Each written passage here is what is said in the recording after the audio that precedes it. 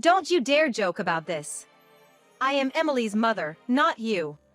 You were just a caretaker, nothing more. Coming here and making a fool of yourself, just go back home. My sister said this to me, ignoring the presence of many guests at my niece's wedding, and doused me with water from a pitcher on the table in front of us. The room erupted in whispers, and by the time I regained my composure, it was too late. Beside my sister, who looked like a furious deity, was George, pale-faced. In front of me were my worthless sister and my continuously betraying husband, giving me the perfect opportunity for retribution. Wiping the water dripping from my hair, I slowly stood up. Ladies and gentlemen gathered here, I apologize for showing you such an unsightly scene. First, I apologized to everyone who had gathered to celebrate Emily. Then, Emily stood up. I apologize as well. But Aunt Mia is not at fault. I want everyone here to know the truth I'm about to reveal, to be witnesses. It's time to punish the two villains who deceived Aunt Mia and me. Emily's words stirred the crowd into a frenzy. And then, the scum before me would be cast down to hell. My name is Mia, and I'm 40 years old. I worked as a creator. I've been married to my husband George, who is 3 years older, for about 8 years. We don't have children. I have a condition that makes it difficult for me to conceive, and though we considered fertility treatments at the beginning of our marriage, George wasn't keen on it, so we gave up, thinking it's okay not to have children. However, my niece Emily, my sister's only daughter, was a big part of my life. My sister always had poor taste in men, never settling down with anyone, and wasn't the type to create a stable family environment. So, Emily's father is unknown, and my sister didn't even attempt to raise her. This all started when my sister was 20, and I was 17. Mia! You're a student with free time, so from today, you'll take care of this child. My sister, who had run away from home a long time ago and lost contact, brought little Emily to our father's house, where I lived. Sis! You just come back suddenly, and what's this about? Who is this child? She's mine. A lapse in judgment, I never intended to have a child. What? Who's her father? I don't know. How irresponsible! Stop nagging. Just do as I said and take care of her. I've brought everything she needs, so you're responsible now. Wait, sis! I'm still in high school, I have school during the day, I can't take care of a baby. My screams were in vain, as she left the baby and a paper bag with me and walked out again. My mother's gone, and my father's always busy with work, coming home only after I'm asleep. How am I supposed to take care of a baby in these circumstances? Our mother was frail, and she passed away as I graduated from elementary school. Dad worked multiple jobs to support us, left behind. His workplace was far from our home, and he found a part-time job nearby, so he mostly stayed at the company dorm, rarely coming home. However, he always made sure to deposit money for my tuition and living expenses into my account every month. In such a situation, I had no choice but to drop out of high school to take care of the baby. Without even discussing it with Dad, I quit school. Of course, I had never taken care of a baby before, and without any allowance, I bought the bare minimum books on childcare from a used bookstore with the living expenses, trying desperately to figure it out. Fortunately, Emily never cried at night and wasn't in much trouble, but since I had no income, I had to manage with the money Dad deposited. I should talk to Dad about this, but I'm worried about putting more burden on him. Thinking this, I sought ways to earn money while staying at home. I had learned various things on the computer at school, and Dad had an old laptop he used for work, so I used the internet to find design jobs, my area of expertise. Initially, it was low-paid work with fees at a registered agency, but as I continued, I started receiving direct requests, and by the time I was 20, I was earning a decent amount. When Emily first called me Mama, I was so moved that I cried alone. Time passed, and as Emily was preparing to start elementary school, Natalie reappeared. You've done well until today. Sis! You're just gonna take her now? Yeah, I'll take her. What? After all this time? Emily isn't an object, you know. Well, she isn't your child, right? I'm the one who gave birth to her. You're no longer needed. Let's go, Emily. Get ready. No, Mom, who is this lady? What are you talking about? I'm your mother. Hurry up and get ready. Sis, stop! Emily's scared. Where are you planning to take her? She's grown up here, gone to daycare and kindergarten here, all her friends are here. Don't just show up out of the blue and ruin our lives. That's why I'm saying I appreciate your efforts till today. And where I take her is none of your business since you're not related by blood. So just back off quietly. Mom, help me. Let go. My mom is Mia, not you. I don't know you. Emily. Sis, please. Don't drag Emily into your reckless life. I will take responsibility and care for her. Don't take her away. Shut up. It's none of your business what I do with my child. Hurry up, Emily. Mommy. Emily. Natalie forcibly took crying Emily away from me and pushed me aside, taking her away. When I finally managed to get outside, after injuring my leg from being pushed, they were nowhere to be seen. I didn't know where Natalie lived, so I had no way to find them. Disappointed in myself for not being able to protect Emily, I fell into depression for a while. Then, more time passed, and when I turned 30, a letter arrived in my mailbox. Guess what? It was from Emily. In the letter, she wrote about how after being separated from me, Natalie took her to her apartment. She'd always thought of me even after we were apart. Natalie never took care of her, and she was often taken into Child Protective Services. Emily wanted to contact me, but like me, she was helpless as a little girl. After Emily contacted me, we started communicating frequently. It was the spring of her middle school years. That's the background, and having Emily made life worth living, even more than the sadness of not being able to have children with George. Though Natalie prevented us from meeting often, by the time Emily was in high school, we could meet at the diner where she worked part-time. She managed to go to school, as middle school was compulsory, but was told to work and pay for high school herself, so she bravely took on a part-time job. I secretly opened a bank account in Emily's name, without Natalie knowing, and deposited her high school fees and allowance every month. So for Emily, the part-time job was more of a stress relief from Natalie and an excuse to meet me. According to Emily, Natalie was still irresponsibly playing around with men. Speaking of playing around, I noticed George often didn't come home until late at night. And then, around this time, I discovered something shocking: George and Natalie worked at the same place. It's a small world, indeed, but this was a strange twist. However, an even more significant revelation was about to come my way. A few years later, Emily would tell me a delightful yet unbelievable story. That's right. Congratulations, Emily. I'm so happy for you. Thank you for everything, Mom. Emily, now over 20, had found a wonderful partner and was getting married.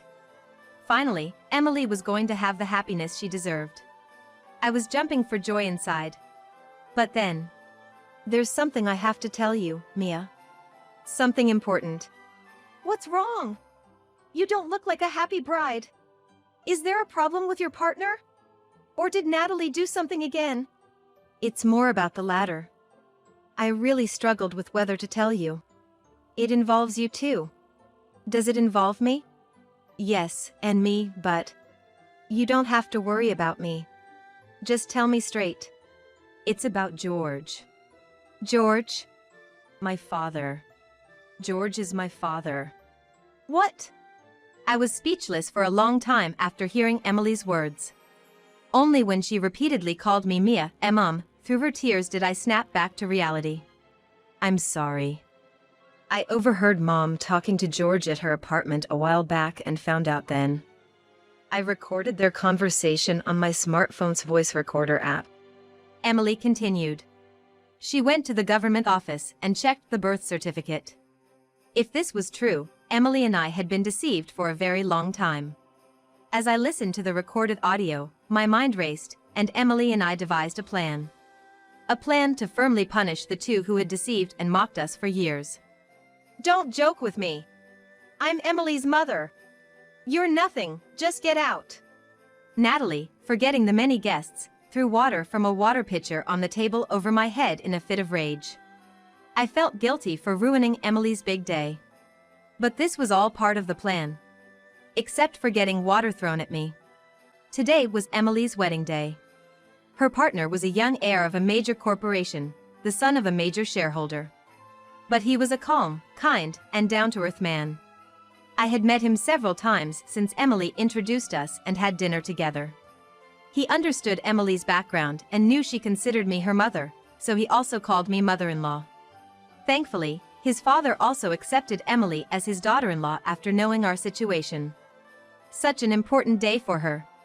At the emotional moment of the bride's letter to her parents, Natalie lost it when my name was called as the mother.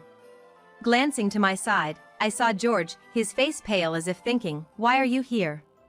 George hadn't told me about the ceremony today. Neither had my sister. George was sitting proudly in the father's seat. In fact, neither of them knew I would be attending this wedding. I was here because Emily had invited me, but they had no way of knowing that. They didn't even know about my secret meetings with Emily. The room quieted for a moment at my sister's furious expression and words, then erupted into whispers. It was too late for my sister to realize what she had done. I quietly stood up, wiping the water dripping from my hair. And I walked towards the microphone where the host stood. "Ladies and gentlemen gathered here, I am terribly sorry for showing you such an unsightly scene at this important event. First, I deeply apologized to the guests who had gathered to celebrate Emily and the groom." Then, Emily stood up. Aunt Mia is not at fault. Natalie is my mother by registry, but she never raised me. Emily, how dare you speak to your mother like that? I have never thought of you as my mother. My mom is Mia, who raised me since I was a teenager. What? I bore you, even though I didn't want you. How can you forget that and call such a lowlife woman, who didn't even properly finish high school, your mother? What? Mia had no choice but to quit high school because of you. You ran away after dumping a newborn me on her, just so you could play around with men. Emily's words stirred more commotion in the room. Stop it, right here. No, I won't. The groom already knows and agrees. I'm about to tell everyone a shameful story, ready to face the embarrassment. Among us celebrating here are two people who don't belong. I want to expel these two from here, and I need everyone to be our witnesses. To punish the villains who have deceived Mia and me for years. Emily spoke powerfully, tears streaming down her cheeks, her shoulders shaking slightly. I wanted her to be happy. So, I was determined to settle this here and now. My anger was ignited. As Emily appealed to the guests, applause erupted spontaneously. Emily and the groom's close friends, knowing the truth, voiced their support and blessings, casting scornful looks at Natalie and the worthless husband, George. Unable to withstand it, George finally opened his mouth. Wait. I'm not involved. Natalie deceived me too. I was set up. What? You're playing dumb too. What are you talking about? Set up. You're really the scum of the earth, trying to escape responsibility like that. I'm beyond angry, I'm disgusted. You married me knowing you had a child with my sister. And to think, you both mocked me for my difficulty in having children. My words filled the room with a sense of disgust, and whispers of terrible could be heard. That's why I'm saying I didn't know Emily was my child. Besides, Natalie is a woman with a horrible history with men. It's even doubtful if she's really my child. What? You were the one who said to dump newborn Emily somewhere because you didn't want her. I never wanted a child in the first place. You're the one who... As the despicable duo started to shift blame to each other. Enough already. There's evidence, so neither of you can escape the truth. Emily glared at them, her face red with anger. As if on cue, a large screen in the room started showing dubious photos and videos of Natalie and George, followed by their own voices revealing how they deceived Mia and Emily. When I told you about the DNA test results saying it was your child, you were really scared, huh? But it worked out, right? Mia couldn't have children and wanted one, never imagining we'd push my sisters and my child on her. It turned out great, being able to shove all the trouble onto Mia. This conversation played on and on. The gazes in the room turned furious towards the two. Are you still going to play this ugly blame game? I don't care about me. But I will never forgive you for the pain you caused innocent Emily. I raised my voice, reprimanding them both. The room burst into applause again. Among them was one man clapping strongly and deliberately. Turning to look, I saw an elderly man slowly standing up. Let's give a round of applause to the bride who bravely shared her painful story, and the foster mother who raised her, and let me add my own punishment to these fools who deceived them, putting their own foolishness aside. This stern man was Mr. Tim, the father of the groom I mentioned earlier. Tim, this is a misunderstanding. This lowlife woman made it all up. Please, let me make your daughter, Emily, a trophy wife, no, the bride of your distinguished son. And please, keep sending money my way, let me live a good life. Hearing my shallow sister's words, I felt a sense of despair at being related to her. A woman as dirty in her ways with men as she is with money. Shut up. Don't you dare accuse me of something so ridiculous. Get out of my sight. What? I said you're no longer needed. Their ugly squabble began again. Then another man from behind the father-in-law shouted, "Enough. You fools." Seeing him, George's face contorted. Boss! Why are you here? I thought it was too late, and I didn't want to mess up, so I didn't invite you. I invited him. Why would you invite the boss? Do you two even know each other? The boss then held his head, his face twisting. Good grief, don't you even know your company's shareholders? I guess not, you never mentioned it despite meeting several times. Tim stood with his arms crossed, looking exasperated. Turns out, Tim, the leading shareholder, owned the large company where the two worked. When Emily told me the story, I recognized the company name and talked to Mr. Smith, the boss. He was shocked to find out they were employees of his company. So, everything we said reached the boss's ears? Of course. I even asked him, do you employ such fools in your company? I hastily called a shareholders' meeting. The unanimous decision was not to invest in a company with such miscreants. That means... When I told Mr. Smith that, he said he'd consider their dismissal and keep supporting us as before. He said he'd take some responsibility too, right, Mr. Smith? Tim's question was met with Mr. Smith nodding vigorously. If that's the case, I must secure a place for myself as Emily's mother and have your son support me. Enough! I'm ashamed! I don't recognize you as my mother. I disown you and George, who deceived Mia. Emily. Don't you dare call me so casually. Mia. Help me, please, forgive me. Hearing George's pathetic plea, I slapped him. Both of you, leave this place immediately. Emily's words sparked a massive round of applause in the venue, with shouts of "Get out" erupting from various corners. Overwhelmed by the piercing stares and chants, Natalie and George quickly exited the venue. What a wedding it turned out to be. Yet, after ejecting the two, the event was reset and everyone wholeheartedly celebrated Emily and her partner. They were joyously united and successfully concluded the ceremony. Subsequently, Natalie and George were both fired from their company for misconduct. Naturally, they split up, and George tried to escape to his parents' home, but was disowned by them. Of course, the divorce with me was finalized, and to pay the compensation demanded by me and Emily, George had to take up physically demanding jobs like construction and cleaning, leading to a life of utter misery. As for Natalie, her true nature was dramatically exposed at the ceremony, and her fierce demeanor went viral on the internet. It seemed no one wanted to associate with her anymore. In light of these events, I finally opened up to my father about everything. He was more shocked about my struggles than Natalie's actions and decided to cut ties with her, along with me. After all this, despite previously denouncing me, Natalie attempted to reconcile after being disowned by Emily, but was turned away as I had changed the locks at our family home. I even demanded compensation from Natalie, but shockingly, it was discovered that she had embezzled money from her company. To avoid police involvement, she was ordered to pay a substantial amount of damages, plus repay the embezzled amount in full, leading her into significant debt. With no one left to turn to, Natalie found herself monitored by intimidating figures as she worked solely to repay her debts. But in my view, this was just a fraction of what she deserved for tormenting my dear Emily. As for me, I've found success in my career and am now a well-known creator. I moved into a spacious tower apartment to provide a comfortable life for my father. Partly to avoid ever encountering Natalie or George again, and partly due to our family home needing extensive repairs. And then, I officially adopted Emily as my child. In fact, I had been consulting with experts on this matter since Emily was a minor, but it was hard to achieve this goal because Natalie kept evading responsibility. Now, I can proudly call her my daughter. Emily, blessed with a kind husband, has now given birth to a lovely boy. She named him Steve. Emily is currently in Europe accompanying her husband for his training.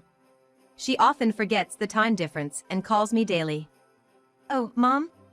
You know, Steve did this today." We end up talking for a long time. I'm always so happy to be called Mom. When they return, they'll be living in the same apartment building as me.